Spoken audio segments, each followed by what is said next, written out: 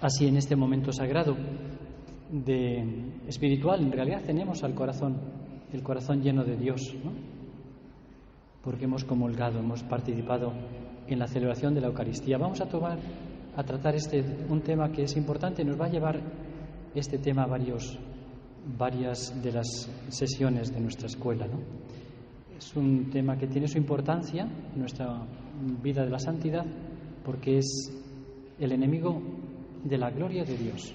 Vamos a hablar del espíritu del mal, del diablo, como enemigo de la natura humana, así lo llama San Ignacio de Loyola. Vamos a hablar un poco de su existencia y de su acción ordinaria, porque tiene, como veremos, y quizá como sabemos, más importancia de lo que parece. Los cristianos estamos, decía el Concilio Vaticano, el Concilio de Trento, estamos en lucha con la carne, con el mundo y con el diablo. Por lo tanto, plantearnos la vida espiritual como una lucha es una cosa adecuada, buena. Milicia es la vida del hombre sobre la tierra, dice el libro de Job. Por lo tanto, tenemos, como decía Santa Teresa del Niño Jesús, que ser mitad ángeles y mitad soldados. Y ella decía, yo moriré con las armas en las manos. Qué valentía tenía esta mujer, que da la impresión de un primer acercamiento que haces a ella, de que es muy noña, muy niña, era muy valiente, una aguerrida guerrero, aunque también tenía una santidad, una sencillez angelical. No está reñido una cosa con la otra, al contrario, más bien hay que sumar los dos aspectos en nuestra vida espiritual: la pureza, la sencillez, la actitud angelical de la vida para agradar a Dios en todo, y por otro lado estar dispuestos a luchar contra las dificultades que nos pueden ir surgiendo en el camino, que bien sabemos, seguramente muchos, quizá todos los que estéis aquí por experiencia, de que son grandes, ¿no? La realidad del demonio está en el origen de la primera desgracia de la humanidad. Él fue el tentador falaz y fatal del primer pecado, el pecado original. Desde aquella caída de Adán, el demonio adquirió un cierto dominio sobre el hombre, del que solo la redención de Cristo nos puede liberar. Es el enemigo número uno, el tentador por excelencia. Sabemos así que este ser oscuro y turbador existe realmente y que actúa todavía con traicionera astucia. Es el enemigo oculto que siembra errores y desventuras en la historia humana. Sí, lo decimos para entrar, porque esto es del Papa San Pablo VI, que luego repetiremos esta misma cita y algunas más que nos dice este santo Papa. El diablo acosa, acusa, tienta, engaña y miente en su lucha contra el cristiano. Trabaja a través de sus aliados, el mundo y la carne, es decir, usa el mundo y la carne para causar el mayor daño al pueblo de Dios, para entorpecer el progreso de lo correcto, para acobardar a los cristianos, para la proclamación del Evangelio y debilitar la ofensiva del cristiano para favorecer el reino de Dios. El que no crea en el demonio solo tiene dos opciones, decía un buen teólogo, el Salvador Muñoz Iglesias. Solamente tiene dos opciones: decir que Cristo nos engañó o que se equivocó.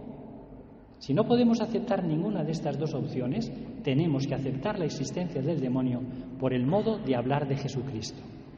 Algunos dicen que la Iglesia está como obsesionada con estas verdades del infierno y del demonio, que lo que parece es que quiere meter miedo. Y no falta quien dice que el demonio es un invento de los curas para asustar al pueblo. Pero la misión de la Iglesia no es asustar, sino informar. Por eso nos avisa de que hay demonio y hay infierno y que son verdades reveladas por Dios. Es como si uno va por la carretera y encuentra un letrero que dice carretera cortada, puente hundido. Lógicamente no piensas que el cartel que está puesto ahí para asustarte, sino para informarte. Y si no haces caso del cartel y sigues a toda velocidad, al llegar al río te vas al agua de cabeza. En relación con la verdad sobre el diablo, es preciso afirmar que de la misma manera que no sirven las afirmaciones carentes de fundamento serio, no hay que decir cosas por decirlas del diablo, a veces inventadas, eso no es serio, pero tampoco son aceptables las negaciones gratuitas, aunque estén muy de moda. A propósito de tales negaciones, cabría recordar esa frase de Goethe: el vulgo no se da cuenta del diablo ni siquiera cuando éste le tiene cogido por el cuello. Al fin y al cabo, como decía Baudelaire, el mayor éxito del diablo es persuadirnos a todos de que él no existe. Esta persuasión es lógica para quienes profesan el ateísmo. Si Dios desaparece del horizonte del pensamiento, de las aspiraciones supremas del hombre, es natural que se esfume también la idea del diablo, quien lo único que intenta es apartarnos de Dios. Pero si ya tú no crees en Dios, pues evidentemente el diablo no tiene ningún interés en trabajarte más, porque estás cayendo en las redes principales que él quiere, ¿no? Que es separarte de Dios. El 11 de octubre del año 2013, en una homilía de esas que decía el Papa Francisco en Santa Marta, dijo: por favor, no hagamos tratos con el demonio y tomemos en serio los peligros que se derivan de su presencia en el mundo. La presencia del demonio está en la primera página de la Biblia, y la Biblia acaba también con la presencia del demonio, por la victoria de Dios sobre él. Pero éste vuelve siempre con sus tentaciones. Nosotros no debemos ser ingenuos. Para fundamentar toda esta introducción que hemos hecho, vamos a los datos bíblicos y luego a ver qué nos dice el magisterio, evidentemente en un acercamiento somero, resumido de lo que nos dice, ¿no? La existencia, en cuanto a los datos bíblicos, la existencia del diablo es una de las verdades más repetidas en la Sagrada Escritura, 80 veces por lo menos en el Antiguo Testamento y no menos de 50 en el Nuevo Testamento. Muchas veces es Cristo mismo el que habla de él directamente. En el Nuevo Testamento, por centrarnos en él, se habla claramente de su existencia. Hay muchas citas que podíamos traer aquí a colación, no hace falta todas, ni mucho menos, ¿no? Por ejemplo, apartaos de mí, malditos, dice Jesús en el Evangelio de San Mateo, ¿no? Al fuego eterno, apartaos de mí, destinada para el diablo y sus ángeles. En otro momento dice Jesús a los discípulos: he visto a Satanás caer del cielo a manera de relámpago. Y dice también de él San Juan: él fue el homicida desde el principio, etcétera, ¿no? O sea, un largo etcétera. La certeza de la existencia es evidente en la Sagrada Escritura. También se habla en el Nuevo Testamento de la oposición entre Jesús y el diablo, porque no olvidemos que Jesús habla del diablo como el príncipe de este mundo, pero el Rey de Reyes es él. Ahí tenéis ese enfrentamiento entre el príncipe del mundo y el Rey de Reyes, que tiene el poder en sus manos, ¿no? Jesús fue conducido por el Espíritu al desierto para ser tentado por el diablo. Es el pasaje del desierto impresionante con el que empiezan todos los evangelios, prácticamente la vida pública de Jesús. En otro momento, por ejemplo, Jesús curó a muchas personas afligidas por varias dolencias y lanzó a muchos demonios sin permitirles decir nada sobre él. O Jesús amenazó al demonio y salió del muchacho, que quedó curado. Los pasajes en los que Jesús se enfrenta con el endemoniado para liberarle del demonio son repetidos en todos los evangelios, ¿no? Ese enfrentamiento es evidente, no se puede negar. Y también habla de la actuación que el demonio tiene sobre el hombre. Y por eso, por ejemplo, esa famosa frase que hay que tener en cuenta de San Pedro, ¿no? Sed sobrios, estad vigilantes, porque vuestro enemigo el diablo, como león rugiente, ronda buscando a quien devorar. Es una frase que tiene constatación en muchos casos. Quisimos pasar a visitaros, dice también San Pablo en una ocasión a los tesalonicenses. Quise ir a vosotros, pero Satanás nos lo ha estropeado. Simón, dice Jesús en el Evangelio de San Lucas, mira que Satanás quiere cribaros como al trigo, mas yo he rogado por ti, para que tu fe no desfallezca. Son casos concretísimos, directos, en los que Jesús está hablando del maligno.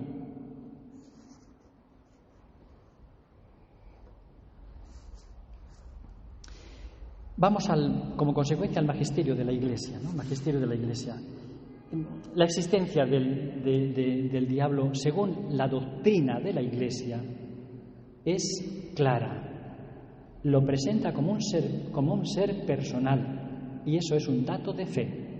Son muchos los documentos magisteriales a lo largo de la historia que manifiestan la existencia y la acción del demonio como verdad revelada, de manera que el diablo no puede ser entendido como una mera personificación mitológica del mal en el mundo.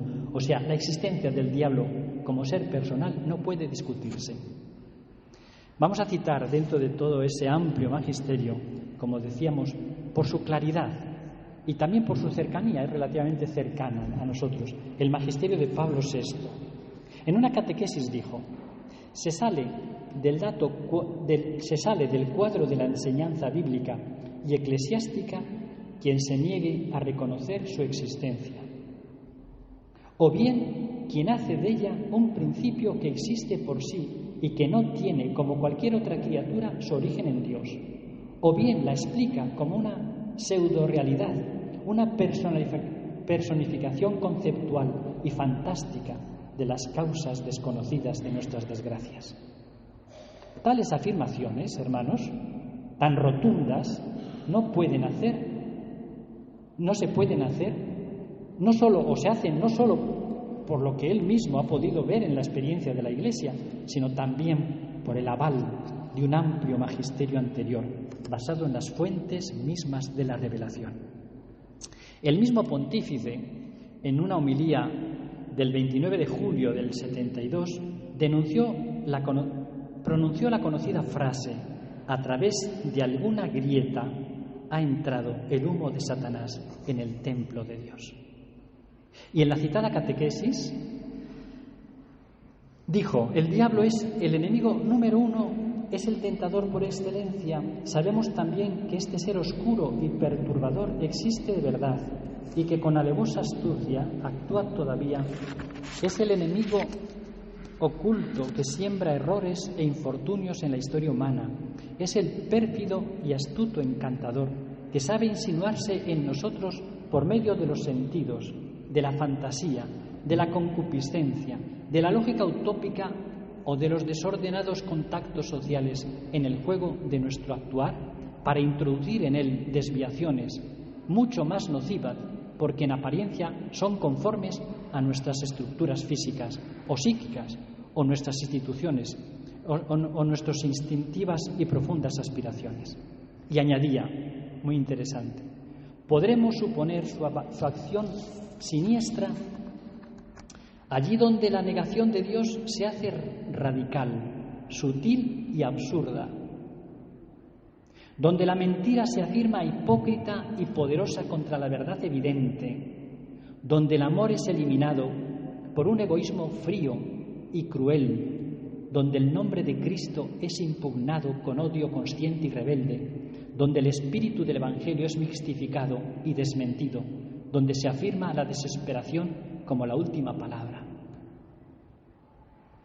Esta frase uno la lee y piensas en situaciones concretas de nuestra sociedad y dices: verdaderamente la acción del demonio existe. Podemos resumir la doctrina de la Iglesia sobre el demonio en estos 4 puntos. Primero, el diablo depende radicalmente de Dios creador. Fue creado por Dios y por tanto fue creado bueno. La maldad del diablo se debe a que pecó, se apartó libremente de Dios y quedó condenado para siempre. 2. Por permisión divina actúa con astucia. Aquí está el misterio. ¿Por qué le deja actuar Dios? Es el misterio. Pero sabemos una cosa, que si Dios le deja actuar es porque hay detrás un bien mayor para nosotros posible. Por permisión divina actúa con astucia, induciendo al hombre al mal, aunque no puede anular la libertad humana. El hombre al pecar cae bajo su dominio maléfico. 3. Cristo Redentor nos libera del dominio del diablo. Y 4. El magisterio de la Iglesia no se compromete con respecto a otras muchas cuestiones concretas, como la naturaleza del pecado de los demonios, el número y posible jerarquización de los mismos, las formas concretas de su acción en el mundo y en relación con el hombre. Una vez que rebasamos los datos fundamentales, entramos, como diría Pablo VI, en todo un mundo misterioso, revuelto por un drama desgraciadísimo, del que conocemos muy poco. ¿Qué puede, por lo tanto, hacer? Vamos a este último punto interesante. ¿Qué puede hacer y qué no puede hacer el demonio? Ya sabemos que el diablo no es el único inductor de los males del mundo. Los males físicos, mientras no se demuestre lo contrario, se deben a causas físicas intramundanas. Y en cuanto al mal moral, los catecismos clásicos mencionan, con base bíblica, 3 enemigos del hombre de los que venimos ya hablando en estas catequesis: el demonio, el mundo y la carne. Es difícil saber en cada caso cuándo el demonio actúa en solitario y cuándo en colaboración con el ambiente y con nuestro desequilibrio pasional. También puede aprovecharse directa o indirectamente de los males físicos, catástrofes, enfermedades, accidentes, reveses de fortuna, etcétera, para que con ocasión de circunstancias adversas el hombre experimente, por decirlo así, el vértigo del mal moral.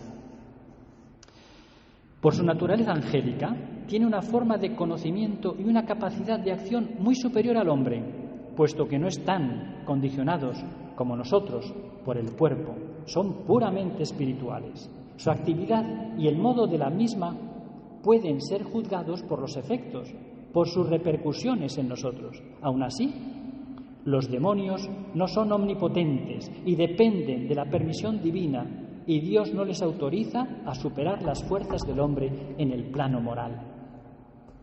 No, justo es Dios, dice San Pablo, que no permitirá que la prueba supere vuestras fuerzas. Esto es un dato de fe que nos llena de confianza, porque si es verdad que deja el Señor actuar misteriosamente al demonio, también es verdad que contamos con muchas más ayudas espirituales para vencerlo. La gracia de Dios, la intercesión de los santos, el ángel de la guarda, la Virgen Santísima, los sacramentos, el sacramento de la confesión sobre todo y de la Eucaristía. El que está cerca de Dios no teme al demonio. La acción del diablo puede ser ordinaria o extraordinaria. La posesión. Nos interesa, lógicamente, detenernos en la ordinaria, que es la que nos afecta directamente a todos. La forma ordinaria de acosarnos es la tentación. Tentar es eso, etimológicamente, someter a prueba. El diablo nos pone a prueba para que caigamos en pecado. Es el tentador para antonomasia. Tentó a Eva, tentó a Job, tentó a Jesús, tentó a San Pablo y a los apóstoles. Se nos previene contra las tentaciones del enemigo porque constituyen un peligro, razón por la que Jesús nos enseñó a pedir: no nos dejes caer en la tentación y líbranos del mal, es decir, del malo, del maligno. Se nos exhorta a estar alerta y a luchar denodadamente, no seamos ingenuos. La táctica habitual del diablo consiste en acomodarse al modo de ser y a las circunstancias de cada persona. Tiene que respetar la libertad individual y no puede actuar directamente en el entendimiento ni en la voluntad del hombre. Ahí no puede entrar. El que sí puede entrar es el Espíritu de Dios. El Espíritu Santo sí tiene acceso directo a tu corazón, a tu voluntad, a tu entendimiento. El Maestro interior te da gracias para que pienses bien, para que te arrepientas, para que perdones aún lo que te cuesta. Esas gracias las hace Dios porque entra dentro de ti. El espíritu del mal no tiene acceso más que a la parte externa del hombre. Se insinúa en tu pensamiento por los sentimientos y por la imaginación, pero no puede invadir el campo de tu libertad. Ahí lo tiene vedado. Esto es muy importante saberlo. Podemos, con la gracia de Dios, vencer siempre. No puede, por tanto, suscitar pensamientos o decisiones de la voluntad, sino por vía indirecta, es decir, mediante los sentidos y la imaginación. Y este nivel inferior, que es para el hombre la puerta por la que entran los datos sobre los que habrá de trabajar después el entendimiento, aprovechas, eso sí, el punto flaco de cada uno. En aquello en lo que ve que hay deleite, introduce diversas sugestiones, dice San Jerónimo. La astucia insidiosa y la mentira, así como el hábil sentido de la gradación, son armas del tentador. Por eso la tentación procede con visos de normalidad y sería difícil asegurar cuándo y en qué medida la tentación ha sido suscitada o mantenida por este agente extrínseco a nuestra propia debilidad. A veces no nos damos cuenta de que nos está tentando. Pero insistimos, el diablo no puede tomar por nosotros las decisiones, no puede anular nuestra responsabilidad personal. Nunca hay pecado sin consentimiento voluntario y libre. Puede inducirte a un mal pensamiento, puede hacerte una sugestión de un deseo de orgullo o de ira o un impulso de soberbia, pero esa sugestión, si tú la frenas con la voluntad, no solamente no hay pecado ahí, sino que incluso puede haber un acto meritorio porque has vencido la tentación. Hasta que no cede la voluntad, no hay pecado. Por eso no confundamos nunca concupiscencia, inclinación al mal, con pecado. La concupiscencia la tenemos todos, los santos también, pero la han vencido con la gracia de Dios, aunque sentían la raíz del mal. Pero sentir la raíz del mal no es pecado. Nadie que llegue al uso de razón se libra de las tentaciones. Por eso la vida del hombre sobre la tierra es milicia, dice Job. Muchos antiguos pensadores cristianos la describen como una lucha permanente contra el diablo.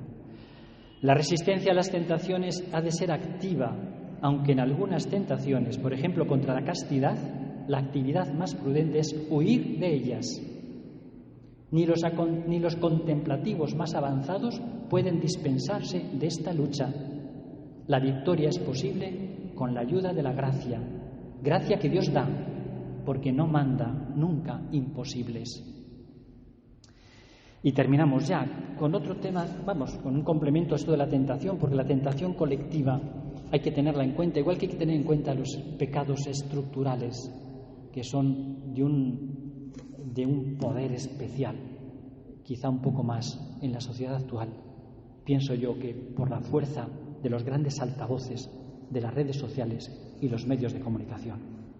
La tentación diabólica puede también revestir caracteres colectivos que responden a la dimensión social de la persona. Sería ingenuo pensar que el diablo es ajeno a la formación de ambientes en los que el odio, la mentira y la injusticia contribuyen a contaminar más fácilmente a los miembros de la sociedad. No es descabellado pensar en tentaciones colectivas suscitadas por Satanás en orden a invertir la escala natural y cristiana de valores, a difundir tópicos insidiosos contra la verdad, intentar la promoción de leyes directamente opuestas a la ley de Dios, esclavizar al hombre con sueños o con señuelos meramente materiales, fomentar la degradación moral y la irreligiosidad, susurrar de mil modos y maneras la vieja promesa, seréis como dioses. La acción del diablo consistirá en pudrir el ambiente con criterios discordantes del Evangelio y en sacar partido de la debilidad humana para que la sociedad se deje arrastrar por la corriente de lo fácil.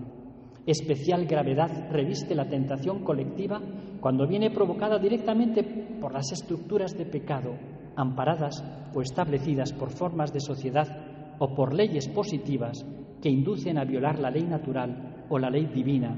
Estas estructuras de pecado son fruto del pecado de personas concretas, muchas o pocas, que incitan o pretenden obligar a que otros pequen. Con razón pueden ser denominadas diabólicas por la presión que ejercen sobre la persona para ponerla ante el dilema del heroísmo o la práctica del mal. Esto es, como les decía, muy constatable hoy. La fuerza que tienen las ideologías que muchas veces están envenenadas contra el Evangelio, porque son contrarias a la ley de Dios y a la ley natural. Ese poderío misterioso pero real que está incidiendo en niños que desde los 10 y a veces menos años están siendo incitados a que cambien o que puedan cambiar de sexo, una locura. Estas cosas que van contra la ley natural, evidentemente es fácil pensar que detrás está la fuerza diabólica de un ser superior a la mente humana, ¿no? Por eso continuaremos, si Dios quiere, en la próxima sesión para que veamos cómo podemos reaccionar adecuadamente ante los engaños del demonio, pero de todas maneras lo que sí tenemos que hacer siempre es estar muy metidos en el corazón de la Virgen, que es la vencedora en 100 batallas, la que venció desde el principio al maligno. Que así sea.